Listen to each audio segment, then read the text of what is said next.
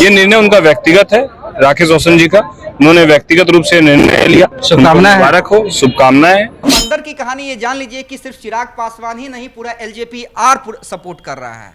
पूरा एलजेपीआर का कुनवा राकेश रोशन को सपोर्ट कर रहा है कि किसी भी तरह तिरहुत स्नातक सीट जो है वो राकेश रोशन जीत जाए। एलजेपीआर के बाकी नेता चाहते थे कि भाई ये खड़े हों, लेकिन चिराग ने विरोध नहीं किया है, और जब तक आप विरोध नहीं कीजिएगा तब तक आपका समर्थन माना जाएगा। चिराग ने क्या कहा, मेरी शुभकामना है। नामांकन सभा में क्या लगाया गया था, राजू तिवारी प्रदेश अध्यक्ष, और प्रदेश अध्यक्ष का अता पता नहीं नॉमिनेशन कार्यक्रम में। राकेश रोशन को जिताने के लिए मैं एक और आपको बता रहा हूं कि चिराग के तमाम खासम खास लगे हुए हैं। तो ये तो आने वाले विधानसभा के लिए बहुत ज़्यादा टूट होने की स्थिति हो जाएगी कि अगर एनडीए का कोई कैंडिडेट, अगर सब लोग समर्थन कर रहे हैं अभिषेक झा को, और उसके बावजूद चिराग पासवान अपने कैंडिडेट को वहाँ खड़ा किए हुए हैं। क्या नीतीश कुमार ने नहीं किया है क्या इस तरह की राजनीति गठबंधन में रहते हुए? क्या लालू यादव ने नहीं किया है क्या?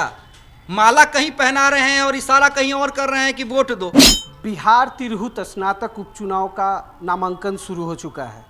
एनडीए के उम्मीदवार अभिषेक झा ने नामांकन कर भी दिया है। वहीं चिराग पासवान से अलग हुए राकेश रोशन ने निर्दलीय उम्मीदवार बना है। अब यहाँ पेच इस बात की है कि चिराग पासवान एनडीए के तरफ हैं या वो अपने पहले सिपाही के साथ हैं जो राकेश रोशन है। इस पर चर्चा करने के लिए हमारे साथ मौजूद हैं अमित जी। अमित जी, क्या कहेंगे जिस तरीके का तिरहुत स्नातक उपचुनाव जो है उसमें किस तरफ है चिराग पासवान? तस्वीर में, पोस्टर में एनडीए के तरफ हैं, दिल से राकेश रोशन के तरफ है। वही तो जानना है, ये कैसा समीकरण होगा? ये समीकरण समझिए क्या है। राकेश रोशन पार्टी के प्रदेश उपाध्यक्ष थे, रामविलास पासवान के समय से पार्टी से जुड़े हुए थे और कई दिनों से तैयारी कर रहे थे। उस क्षेत्र में एमएलसी लड़ने की कई दिनों से तैयारी कर रहे थे। पहले तो मैं देवांशु जी दर्शकों को भी एक क्लियर कर दूं कि इसमें कोई डायरेक्ट किसी पार्टी का उम्मीदवार होता नहीं है।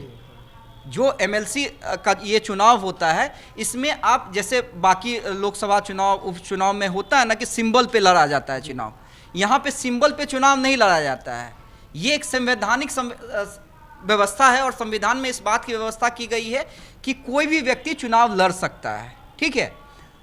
हाँ, लेकिन पार्टी मिलके एक जैसे अब लोग समर्थन कर देते हैं, वो अलग बात है। जैसे अभिषेक झा जेडीयू से थे तो एनडीए का समर्थन कि भाई कहा गया कि उसके अलावा कोई खड़ा नहीं है, तो एनडीए ने इन्हें समर्थन किया। उसी तरह तेजस्वी यादव के भी आरजेडी समर्थित उम्मीदवार ने नॉमिनेशन किया, तेजस्वी गए हुए थे। अब बात राकेश रोशन की कीजिए, तो राकेश रोशन काफी दिनों से तैयारी कर रहे थे। अब गठबंधन में सीट जानी थी जेडीयू को तो चली गई, राकेश रोशन नाराज हो गए। अब अंदर की कहानी अगर आप मुझसे जानिएगा तो कहानी बड़ी दिलचस्प है। वही जानना है। तो अंदर की कहानी ये जान लीजिए कि सिर्फ चिराग पासवान ही नहीं, पूरा एलजेपीआर सपोर्ट कर रहा है। पूरा एलजेपीआर का कुनवा राकेश रोशन को सपोर्ट कर रहा है कि किसी भी तरह तिरहुत स्नातक सीट जो है वो राकेश रोशन जीत जाएं। देखिए, मुकाबला काफ़ी दिलचस्प है। मैं किसी को नहीं कह रहा हूं कि कोई वहां पे कमज़ोर है या कोई मजबूत है, लेकिन राकेश रोशन को आप इग्नोर नहीं कर सकते हैं। इसके पीछे की दो बड़ी वजह है। एक वजह कि भाई वैशाली के रहने वाले काफ़ी दिनों से उस क्षेत्र में राजनीति एक्टिव रहे हैं। 2020 में हम आपको ले जाना चाहेंगे देवांशु जी।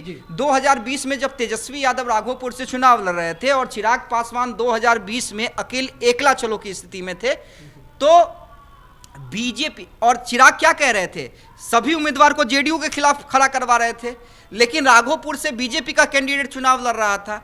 लेकिन इसी बीजेपी के खिलाफ राकेश रोशन को चुनाव लड़वाया गया और जितना वोट राकेश रोशन ने काटा, इसका फायदा तेजस्वी यादव को हुआ और तेजस्वी यादव बड़े आसानी से राघोपुर से चुनाव जीत गए।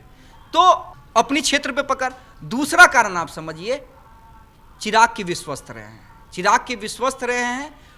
मैं ये नहीं कह रहा हूं कि चिराग ने जानबूझ के, चिराग ने कहा है कि तुम खड़े हो जाओ, नहीं, लेकिन ये खड़े अपने मन से हुए हैं। एलजेपीआर के बाकी नेता चाहते थे कि भाई ये खड़े हों, लेकिन चिराग ने विरोध नहीं किया है, और जब तक आप विरोध नहीं कीजिएगा तब तक आपका समर्थन माना जाएगा। चिराग ने क्या कहा, मेरी शुभकामना है। राजेश वर्मा से जब मैंने सवाल किया तो राजेश वर्मा ने क्या कहा, और वो बाइट भी लगा देंगे हमारे एडिटर्स। राजेश वर्मा ने क्या कहा कि सबको लोकतंत्र में चुनाव लड़ने का अधिकार है, जो जीता वही बाजीगर। मेरी शुभकामना है। ये निर्णय उनका व्यक्तिगत है, राकेश रोशन जी का। उन्होंने व्यक्तिगत रूप से निर्णय लिया। शुभकामनाएं। मुबारक हो, शुभकामनाएं। लोकतंत्र है, सबको शुभकामनाएं। जो जीत कर जाएंगे वो बाजीगर तय करना है जनता को। तो आप ऑन रिकॉर्ड शुभकामना जब दे रहे हैं और एलजेपी के बड़े नेता दे रहे हैं, चिराग दे रहे हैं, सर्वे सर्वा एलजेपी के चिराग दे रहे हैं, राजेश वर्मा दे रहे हैं, कोई विरोध नहीं कर रहा है। किसी ने कोई विरोध में कोई बात कही है क्या? सिंगल एलजेपीआर के किसी भी नेता ने कही है कि राकेश रोशन के बारे में या उनके विरोध में कहा हो? किसी ने नहीं कहा है। तो यही देखिए, राजनीति समझिए, सिंपल राजनीति है कि मैं अपने लोगों की कुर्बानी गठबंधन के तहत नहीं दूंगा। तो इसलिए मैंने कहा कि पोस्टर पे चिराग पासवान एनडीए के साथ है। अब अभिषेक झा का नॉमिनेशन कार्यक्रम, मैं था वहां पे, देवांशु जी, भाई कौन बड़ा नेता नहीं पहुंचा था? सम्राट चौधरी, दिलीप जायसवाल, जितने सारे मंत्री हैं, मदन सहनी, शीला मंडल, शहनवाज हुसैन, देवेश चंद्र ठाकुर। और देवेश चंद्र ठाकुर की तो परंपरागत सीट रही है तिरहुत स्नातक, वहीं से हमेशा से एमएलसी होते आए हैं और देवेश चंद्र ठाकुर के ही मेनली प्रत्याशी हैं। देवेश चंद्र ठाकुर की खोज है अभिषेक झा। देवेश चंद्र ठाकुर लगे हुए हैं कि किसी भी तरह अभिषेक झा की जीत हो। वहां से सारा चुनावी मैनेजमेंट अभिषेक झा का देवेश चंद्र ठाकुर ही देख रहे हैं। लेकिन वहां पर भाई एलजेपीआर का कोई नहीं दिखता है। नामांकन सभा में क्या लगाया गया था? राजू तिवारी प्रदेश अध्यक्ष, और प्रदेश अध्यक्ष का अता पता नहीं नॉमिनेशन कार्यक्रम में।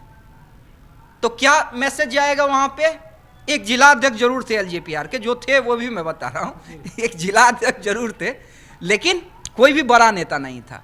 तो ये राजनीति है कि मैं अपने किसी भी लोगों को नाराज नहीं करूंगा, क्योंकि मुझे भविष्य की राजनीति करनी है।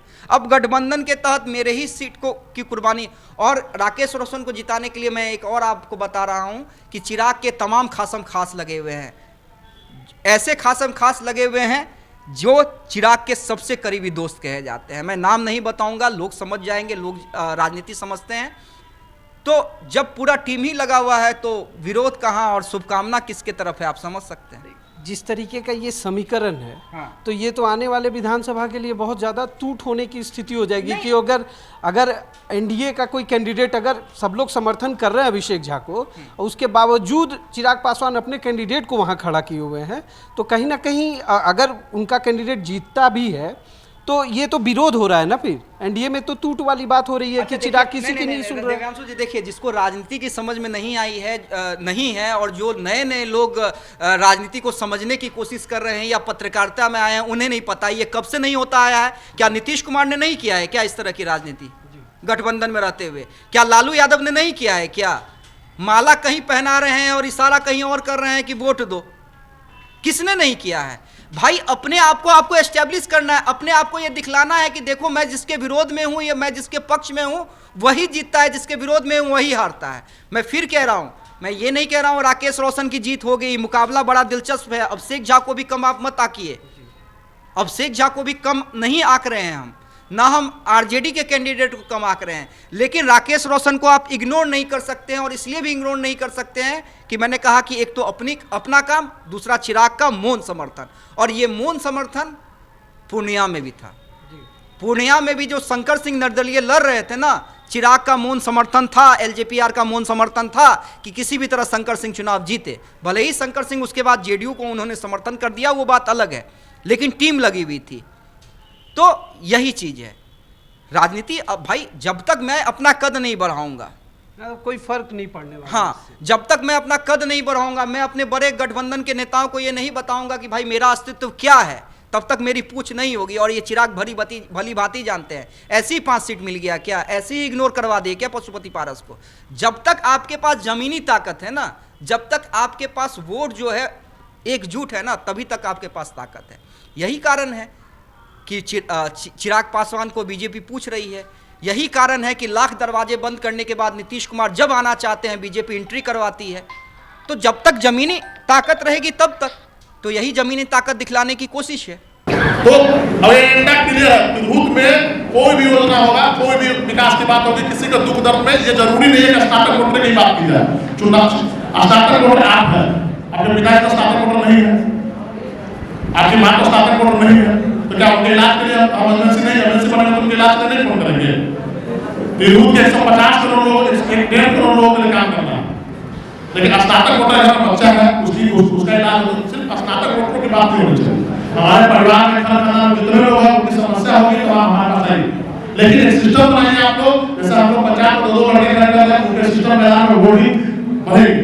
वोट बनने का कारण जब लड़के उनके पास जाएंगे, घर के जाइएगा, आप नंबर दीजिएगा, आपको पता है उस घर में 4 वोट है, उस घर में 5 वोट है, तो चुनाव के दिन ये 2 लड़के खड़ा करने का मतलब नहीं कि आपसे मदद करवा रहे हैं, इसलिए करवा रहे हैं कि चुनाव में आपको पता है फला घर में कितना वोटर है, और आप घर के आदमी है, हमारा कोई बाहरी व्यक्ति का हिम्मत नहीं किसी घर में घूमता है, आगे चलिए वोट गिराना है। बड़ा दिलचस्प होने वाला है तिरहुत स्नातक उपचुनाव का नतीजा। अब देखने वाली बात होगी कि चिराग पासवान के रहने से एनडीए को जीत होती है, एनडीए की जीत होती है, या वो अपने पुराने सिपाही को जिता पाते हैं। ऐसे ही तमाम खबरों के लिए देशवा न्यूज़ के साथ जुड़े रहें। अभी तक के लिए इतना ही, धन्यवाद। भारतीय जनता पार्टी का सदस्य बनने के लिए 8800002024 पर मिस्ड कॉल करें। निवेदक भारतीय जनता पार्टी बिहार।